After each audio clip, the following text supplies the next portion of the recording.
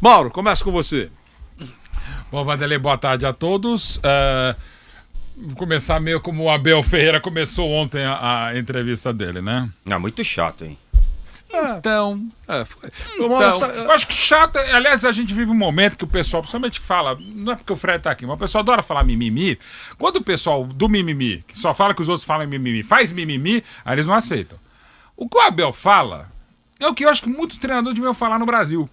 Sabe, a gente fala do treinador, que ele tem, o que ele tem que planejar, o que ele tem que treinar, como ele tem que escalar o time, como ele tem que mexer o time, como ele tem que propor o jogo, como ele tem que ir pra coletiva. Ele pode falar também que ele não gosta da pergunta.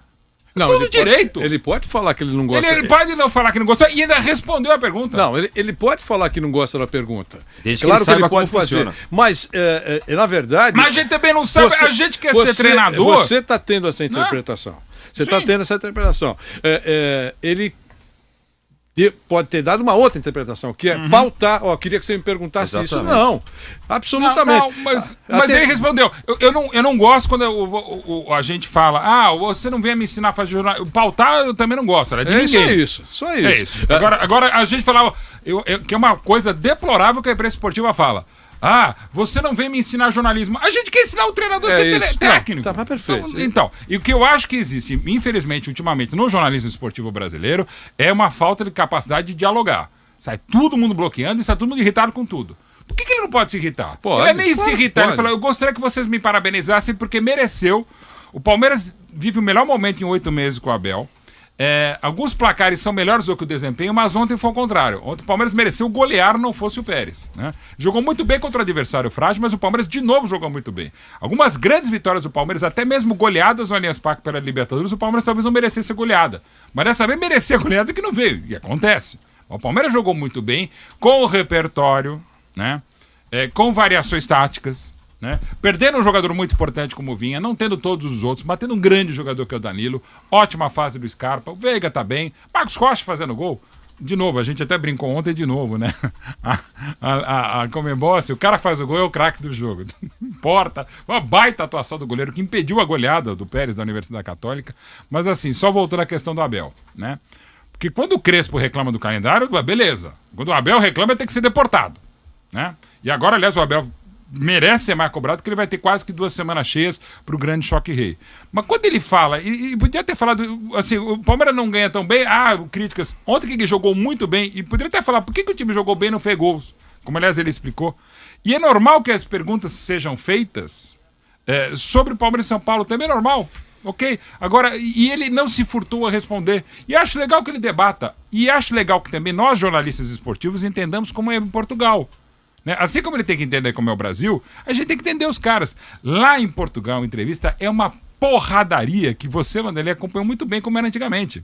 Não tem antigamente, é só pegar Vanderlei, o Filipão, outros treinadores, o próprio Tele Santana, o Zagallo, vocês vão ter que me engolir. Eu gostaria que a gente voltasse, não sai na porrada, até porque a gente já sai na porrada de qualquer coisa, só tem festa infantil daqui a pouco, né? Então assim, é que a gente entendesse, lá em Portugal é o tempo inteiro. Mas o Jorge Jesus... Gente, o Jorge Jesus sai na porrada o tempo inteiro. É que ele teve um momento espetacular no Flamengo, não precisava nem ser na porrada. O que você podia falar para do Jorge Jesus? O Zé Mourinho? O Zé Mourinho. Então, assim, é deles. Então a gente também, assim como ele tem que entender e tem que estudar e compreender, a gente também tem que entender o cara. O que não significa dizer que ele não deva ser criticado. Ele mesmo falou, vocês podem me criticar pelas asneiras que eu faço. E ele não deixa de fazer. Tá? Agora a gente tem que entender também quando o treinador fala, eu gostaria que falasse disso. E não é bater palmas, eu discordo dele. Não, que tem que dar os parabéns. Não, você falar, ok, classificou, jogou bem. Também não é isso. Mas o Abel é o tempo inteiro quase que achincalhado por qualquer coisa. E o cara ganhou uma Libertadores em 3 meses, uma Copa do Brasil em 5 meses, e ainda a turma que não gosta de futebol, não gosta do Palmeiras, não gosta do Abel, fica falando que é um fracasso a temporada 2021.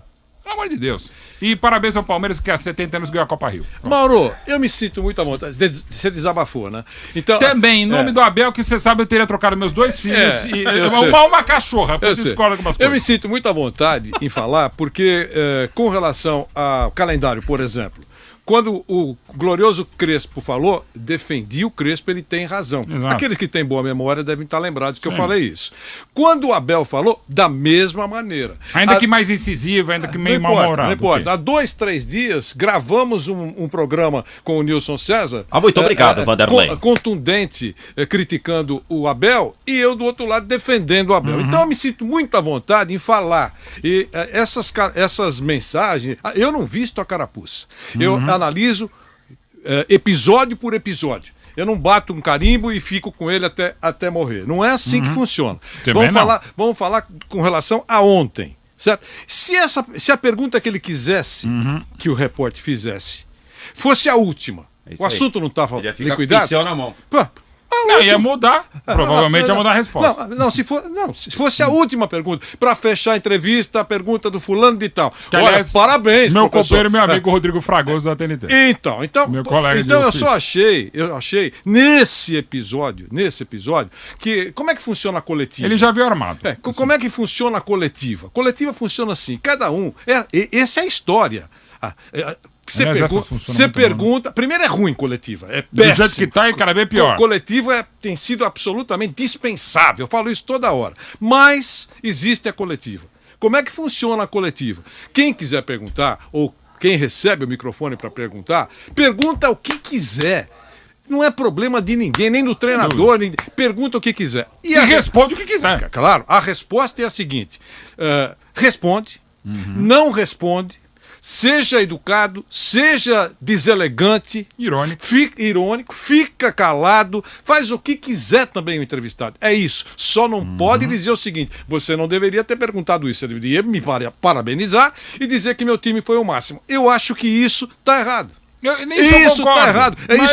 Só isso. Mas eu quero reiterar isso, que a imprensa tem essa maneira de falar: você não pode me ensinar jornalismo. A gente ensina preparação, gestão de grupo. Eu não tenho a pretensão. Nós somos muito prepotentes. Eu não tenho a pretensão de falar pela imprensa. Até porque nós temos que ser sinceros. Muitas perguntas são péssimas. E outra coisa, e tem pergunta simpósio, aquela pergunta que leva 2 minutos. Tem a pergunta do fã, que é o pergunta do fã que tá lá. Certo. Que no caso seria: parabéns pela classificação. Eu acho ridículo isso. Eu não tenho que dar parabéns pra ninguém. Boa noite, parabéns, professor. Eu dou parabéns pro meu pai e pra minha mãe no aniversário, entendeu? E eu já não daria pelo aniversário deles. Cada um na sua, Vanderlei. Porque, eu não posso ensinar o Abel a dar treino. É lógico. Porque eu não sei como é que funciona dar um treino. A gente até palpita aqui de vez em quando o time tá mal, mas eu não sei dar treino. Eu não posso ensinar o Hamilton a trocar marcha, a fazer a melhor volta. Entendeu? Eu não posso. Entendeu? Eu posso ensinar o Mauro a escrever um livro? Pode. Não pode. Entendeu? Não dá, entendeu? Agora, o Abel não pode ensinar a gente como faz coletiva. Desculpa, Abel. Você não pode. E isso também funciona no trabalho da assessoria de imprensa. Será que há um controle com todos os profissionais? O que você está pensando em falar? Vamos falar sobre isso. Eu vou dar um pau na primeira pergunta, assim, se não perguntar. Não faz. Tal. E o Casavinho é um baita profissional. Mas a quem siga e a quem não siga. O Abel não segue. Tem cara que não quer nem saber do que é falado pro cara, exatamente. Perfeito. Então, Abel, você sabe que na Comebol você passa uma lista de perguntas, o cara que tá lá com o microfone às vezes não sabe nem falar corretamente o nome do veículo. É só você prestar atenção no cara que tá lá com o microfone. Às vezes o cara tá lá e fala: aqui está o Mauro Betting, aqui está o Mauro, o Márcio Pimpolho, está o Bruno Prado, está o Vanderlei Nogueira. O cara não sabe. Então, tá a relação de perguntas, ele faz a primeira, faz a última, você tem espaço para fazer 5 perguntas e mandaram 15 perguntas. Às vezes, dentre as 15, estava a pergunta que você queria responder, ou era a última, como disse o Vanderlei. E para com esse mimimi. Você é ótimo, Abel, você é ótimo técnico, só que você é um chato às vezes nas entrevistas. Não discordo. Principalmente quando você tá por cima da carne seca. E quando você tá por baixo, você tem um outro comportamento. E se você não tem saco pra responder, manda o seu auxiliar, manda outro e para de encher o saco, já cara. Mandou. Entendeu? Mas para já mandou, ele também leva porrada. Não podem palpitar no que não sabem, Vanderlei. De entrevista coletiva, Vanderlei, você aqui da mesa é o que mais sabe que você participou de umas 500, Toda entendeu? coletiva é chata. E tem um monte de cara que tá lá só... A primeira pergunta, Vanderlei Nogueira, você não faz isso, só tô dando um exemplo. Professor... Belo terno, hein, professor? Em casa está tudo bem, professor? Satisfação, um abraço na família e na dona Gisele. E sobre Abel, acho que, sim, a pergunta é livre, ele também pode não gostar, tá tudo bem. Esse negócio de parabéns, acho que não é função do jornalista, mas ele não gostar da pergunta, ok, e acho que muitas vezes ele deu algumas respostas em entrevistas que ele tem razão. Eu acho que no que o Mauro citou do Crespo, acho que ficou clara ali uma diferença de tratamento, de fato. Eles fizeram a mesma crítica que é justíssima, e a do Palmeiras, o Palmeiras pegou um calendário ainda pior do que os outros, e o Abel, o time dele correu o risco de não passar para a fase final do Paulista porque ele teve que jogar com o time C muitas vezes. E não era nenhuma opção dele, ele não tinha alternativa, e ele era criticado por isso também. Ele era obrigado a jogar com a molecada, porque ele era um calendário absurdo, né? Então, acho que realmente ele tomou algumas pancadas, e aí é uma coisa que eu particularmente não gosto. Acho que muitas vezes as pancadas vêm porque o jornalista, o torcedor, a gente está falando da imprensa, não gosta do jeito do cara. E isso é errado. Por que o Abel é tratado diferente do Crespo? Porque o Crespo é mais elegante? Ou porque o Abel, também. Ele é, vamos dizer assim, ele é mais direto, ele é mais tosco, sei lá. E tá errado, tanto faz. Você tem que avaliar o trabalho do Abel, não interessa se ele é, grosso, ou se o Crespo é elegante, dele também, ou se o Crespo se veste bem, isso não importa. Isso acontece também. E até tive esse debate no Canelada outro dia, em relação ao Tite. As pessoas pegam no pé do Tite pelo jeito dele. E o Tite, ele é assim. E isso deve ser respeitado. O Tite, ele não faz um personagem, ele é assim. E assim, como o Renato também. O Renato às vezes assim, detonar, não sabe nada. Não, ele sabe muito, mas é o jeito dele. Assim, acho que as opiniões não podem ser pelo jeito do cara. O Tite não pode falar da maneira que ele gosta de falar, ele vai ter que falar do jeito que o cara acha que ele tem que falar. Ele fala da maneira dele. E às vezes quando o cara fala um pouco mais assim, mais broncamente, o cara é detonar, mas não sabe nada. Gente, não é por aí. Então, eu acho que tem que respeitar um pouco mais o jeito das pessoas. Acho que essa diferença do Abel e do Crespo é muito... Porque, o Crespo é elegante, o Crespo é fino. Não importa, tem que ir no conteúdo, no trabalho do cara. E às vezes fazer essa comparação também Neymar e Messi. O Neymar tem que se comportar como o Messi. Ele não vai se comportar como o Messi porque ele não é o Messi. O Messi não vai se comportar como o Neymar porque ele não é o Neymar. Como o argentino queria que o Messi vibrasse como o Maradona. Ele não é o Maradona, ele é de outro jeito, ele tem outro temperamento. Então acho que tem que respeitar assim, o jeito do cara, o temperamento. Às vezes o Tite da entrevista é chato porque ele fala desse jeito, ele fala assim, é o jeito do cara. E de boa, pode ser chato. E de novo, e outra coisa, o que fala para a imprensa, o que fala para a torcida é uma coisa. É fundamental que ele fala para o atleta. E o que ele fala funciona também, né? Sim. Que é outra história. Concluiu, Bruno? Sim. Então eu queria falar o seguinte, que aqui a gente não analisou o jeito. Só para ficar muito claro aqui. Sim. O Bruno deu colocou alguns episódios no contexto, mas aqui nesse momento, em relação ao que aconteceu ontem, ninguém está falando de jeito. Agora, existem jeitos que permitem uma crítica. Claro! Ou não? E ele mesmo, o próprio, mas de novo... Não é o caso. Mas de novo, por exemplo... jeitos que merecem uma crítica. Senão, o que nós estamos fazendo aqui? Por exemplo, se destacou muito ontem dessa fala inicial dele, a resposta do Rodrigo Fragoso, da TNT, ninguém me dá o parabéns e tal. Foi o mesmo caso, quando eu acho que ele exagerou e errou, quando ele ficou mais enaltecendo o Palmeiras do que elogiando o São Paulo na conquista do Paulista. Mas no final ele ainda fala, olha, queria dizer palmas pro São Paulo. Então, por que ele não falou no início? Eu acho que sim. Mas por que ele falou no início? Sim. Mas uma Vanderlei... Entendeu como é que é? Mas a edição que foi feita... Então, mas a edição que foi feita parece que ele só tinha falado aquilo. Mas eu também acho que aquela análise daquele jogo não estava tão errada, que até saiu o gol até meio sem querer do São Paulo, o São Paulo não estava melhor mesmo. Mas eu acho que ele até extrapolou, mas enfim. Mas, por exemplo, ontem... está se falando isso, mas não está se falando que ele fala mesmo. Vocês podem me criticar das minhas asneiras. Ele fala isso, mas vai ver se alguém está falando quando ele mesmo fala das asneiras. É isso que eu acho que é uma má vontade muito grande em relação ao Abel.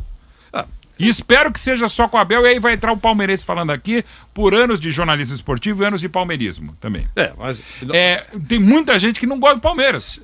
Tem muita gente que adora, como eu, por exemplo. Mauro, nós estamos falando, só para bater nessa tecla aqui, nós estamos falando do episódio de ontem. Sim. Porque até anteontem, o professor Abel voltou a ser tratado com carinho. Porque ele mesmo... Não, mas aí é aquele negócio. Se você está se referindo a campanhas que são feitas, lamentavelmente isso acontece há décadas. Sim, tá, vai continuar.